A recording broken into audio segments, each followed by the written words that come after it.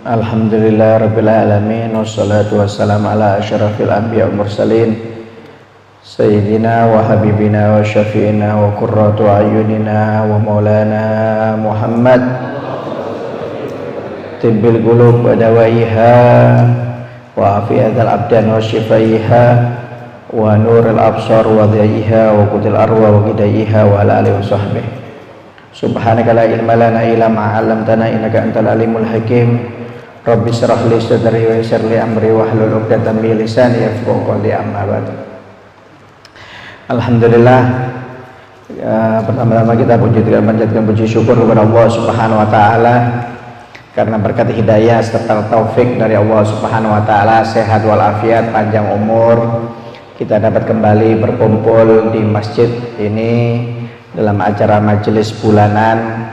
Mudah-mudahan kita selalu mendapatkan keberkahan dari Allah Subhanahu wa taala, mendapatkan ridha dari Allah Subhanahu wa taala, mendapatkan maghfirah dari Allah Subhanahu wa taala, dan mudah-mudahan kita diberi istiqomah, kemudahan oleh Allah Subhanahu wa taala untuk selalu mendekatkan diri kita kepada Allah sampai akhir umur kita. Amin ya rabbal alamin.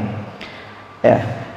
Dan alhamdulillah pada saat ini kita sudah memasuki tahun baru Hijriyah 1442 Hijriyah. Jadi insya Allah malam ini kita akan sedikit membahas masalah tentang tahun baru Hijriyah dan hari Asyura. Besok insya Allah tanggal 10 Muharram atau hari Asyura akan kita bahas tentang kemuliaan hari Asyura. Ya. Pada hakikatnya dengan bertambahnya tahun baru ini, ya, sekarang kan 1442 Hijriah, berarti pada hakikatnya kontrak kita Pak Bu di dunia ini semakin berkurang. Ya, yang mungkin kontraknya 60 tahun ya, atau sisa 20 tahun, dengan adanya tahun baru ini berarti kontraknya tinggal 19 tahun. Kalau kontrak hidupnya di dunia tinggal 10 tahun, dengan adanya tahun baru ini berarti kontraknya tinggal 9 tahun. Ya, kalau kontraknya sisa 1 tahun, dengan adanya tahun baru ini ya siap-siap ditunggu aja. Ya, tapi insya Allah mudah-mudahan panjang umur semuanya. Ya, mudah-mudahan di tahun baru ini ya urusan kita lebih dikasih barokah oleh Allah Subhanahu wa taala. Mudah-mudahan di tahun baru ini rezeki kita lebih dikasih barokah oleh Allah Subhanahu wa taala, hajat kita dikabulkan oleh Allah taala. Mudah-mudahan iman dan takwa kita semakin ditingkatkan oleh Allah Subhanahu wa taala. Amin ya rabbal alamin. Karena para ulama mengatakan barang siapa di tahun ini ibadahnya sama seperti tahun kemarin, dia adalah orang yang rugi. Barang siapa yang ibadahnya tahun ini lebih jelek daripada tahun kemarin, dia adalah orang yang celaka.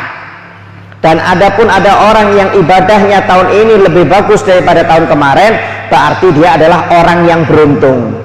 Artinya apa? Kita ini tiap tahun itu ibadah kualitasnya itu harus naik. Jangan sama seperti tahun kemarin, apalagi jatuh jelek, jangan. Ya, seperti anak sekolah itu loh Pak Bu, maaf.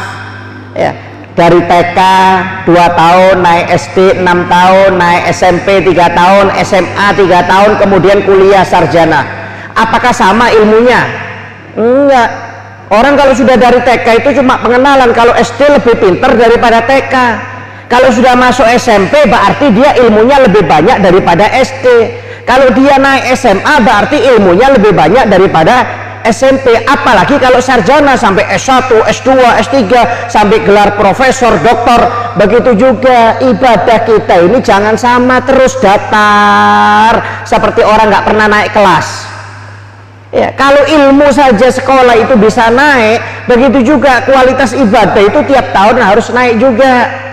Ya, oleh karena itu kata para ulama, kalau ada orang yang ibadahnya tahun ini sama dengan kemarin, dia adalah orang rugi. Tapi kalau lebih jelek daripada tahun kemarin, celaka itu orang. Ya, kenapa? Kontraknya semakin dekat, kontraknya semakin habis, kok ibadahnya anjlok. Mestinya kalau kontraknya itu semakin habis, semakin dikit, ibadahnya itu harus semakin naik. Ya. Ad-dunya masra'atul akhirah. Dunia ini tempat bercocok tanam, kata Nabi Muhammad SAW.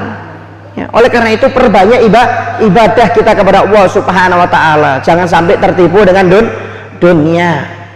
Ibadah cocok tanam, barang siapa bercocok tanam di dunia dengan ibadah, maka nanti di akhirat dia akan memanen pahala dan surganya Allah Subhanahu wa taala. Tapi barang siapa yang bercocok tanam dengan maksiat di dunia, maka nanti di akhirat dia akan manen dosa dan nerakanya Allah Subhanahu wa taala. Tinggal kita aja mau nanam ibadah apa nanam maksiat. Kalau nanam ibadah insya Allah dijamin selamat hidupnya dunia akhirat. Tapi kalau waliyadzubillah min dzalik sampai menanam maksiat, itu bakal orang celaka hidupnya dunia akhirat. Ya. Kita ini hidup di dunia Pak Bu memang untuk ibadah. Ya, kata Allah Subhanahu wa taala dalam Al-Qur'an, wa ma khalaqtul jinna wal insa illa liya'budun. Aku tidak menciptakan manusia dan jin di dunia ini kecuali untuk ibadah. Jadi maaf jangan sampai kadang-kadang orang tertipu kerja sampai nggak ibadah. Ya, kerja itu nilainya ibadah, tapi kalau sampai meninggalkan ibadah bukan ibadah lagi, namanya maksiat. Orang kerja Pak nilainya ibadah, tapi kalau sudah kerjanya meninggalkan sholat, nggak sholat, ya ditinggalkan, kemudian sampai mengerjakan sesuatu yang diharamkan oleh Allah Ta'ala, tidak halal, maka bukan nilai ibadah lagi, nilainya maksiat di sisi Allah Subhanahu wa Ta'ala. Oleh karena itu tujuan kita hidup di dunia ini adalah ibadah. Kerja itu adalah sunnah Nabi Muhammad SAW, bahkan hukumnya bisa wajib, cuma jangan sampai bekerja itu melupakan ibadah kepada Allah Subhanahu wa Ta'ala. Ya, kita ini hidup di dunia ini harus berlomba-lomba Pak Bu. Bukan berlomba-lomba itu cuma 17 Agustusan lomba balap karung, ya, lomba makan kerupuk, lomba apa kelereng, apa itu kelereng ditaruh di mana, di sendok itu, ya, kemudian masukkan bolpen ke botol, ya. Lomba itu bukan 17 Agustus. Kita hidup di dunia ini suruh lomba-lomba, ya. Kata Allah Subhanahu wa taala di dalam surat Al-Mulk, alladzi khalaqal mauta wal hayata liyabluwakum ayyukum ahsanu amala.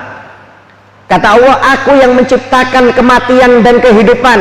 Supaya apa? Supaya kalian ini berlomba-lomba siapa di antara kalian yang terbaik, kata Allah Subhanahu wa taala. Salat suruh lomba-lomba, siapa yang salatnya yang terbaik.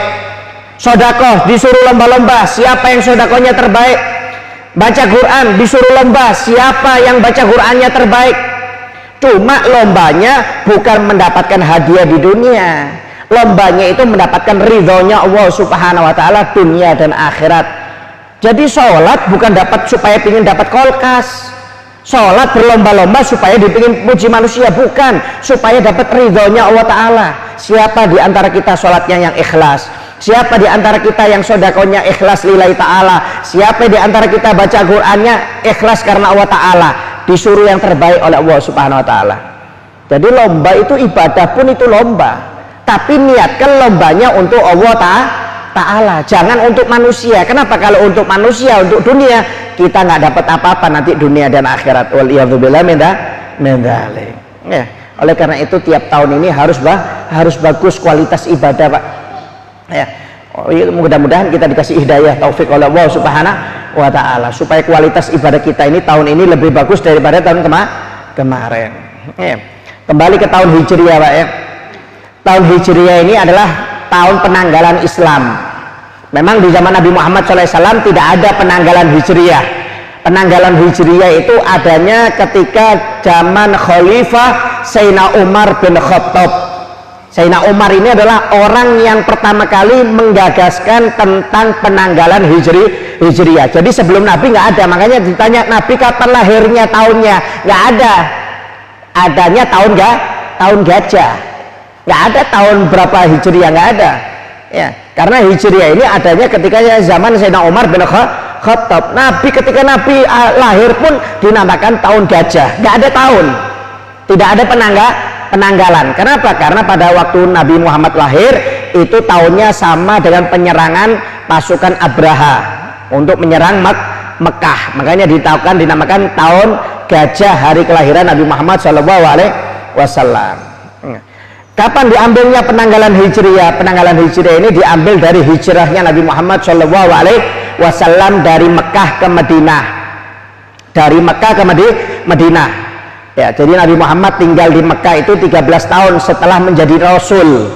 Kemudian di Madinah selama 10 tahun. Jadi setelah 13 tahun diangkat jadi Rasul, umur 53 Nabi Muhammad hijrah ke kota Madinah. Nah, ketika hijrah inilah diambil tahun penanggalan Hijriah oleh Sayyidina Umar bin Khattab. Padahal Nabi Muhammad hijrahnya bulan Rabiul Awal, bukan bulan Muharram. Kenapa kok diambil tahun baru itu kok bulan Muharram, bukan Rabiul Awal? Karena Nabi hijrahnya kan Rabiul Awal. Mestinya kan diambil tahun baru itu berarti Rabiul Awal. Tidak, karena Nabi waktu itu punya keinginan hijrah itu pada bulan Muharram. Terlaksananya ketika bulan Rabiul Awal. Akhirnya yang diambil oleh Sayyidina Umar niatnya Nabi, bukan hijrahnya Nabi. Niatnya Nabi ingin hijrah, itu yang diambil penanggalan oleh Sayyidina Umar bin Khattab. Karena waktu itu Sayyidina Umar mendapatkan 2 surat atau 3 surat dari gubernur Mesir pada waktu itu. Cuma dari 3 surat yang datang ini Sayyidina Umar bingung mana yang datang terlebih dahulu. Karena kalau yang datang terlebih dahulu itu yang mau diselesaikan permasalahannya oleh Sayyidina Umar. Jadi ada datang waktu itu saking sibuknya Sayyidina Umar bin Khattab, datang 3 surat ini. Surat pertama nggak dibaca, ditaruh. Nggak lama berapa bulan datang lagi surat kedua. Nggak lama berapa bulan datang surat ketiga. Ketika mau dibaca bingung loh, ini mana dulu yang datang ini suratnya ini. Dari sanalah Sayyidina Umar bin Khattab mengambil inisiatif untuk melaksanakan penanggalan Hijriah. Kenapa? Karena waktu itu dia menerima surat 3 dari gubernur Mesir, 3-tiganya tidak ada tahunnya. Dan Sayyidina Umar bingung mana dulu yang mau diselesaikan permasalahannya. Dari situlah Sayyidina Umar mengambil ide tahun penanggalan Hijriah. Dasar perhitungannya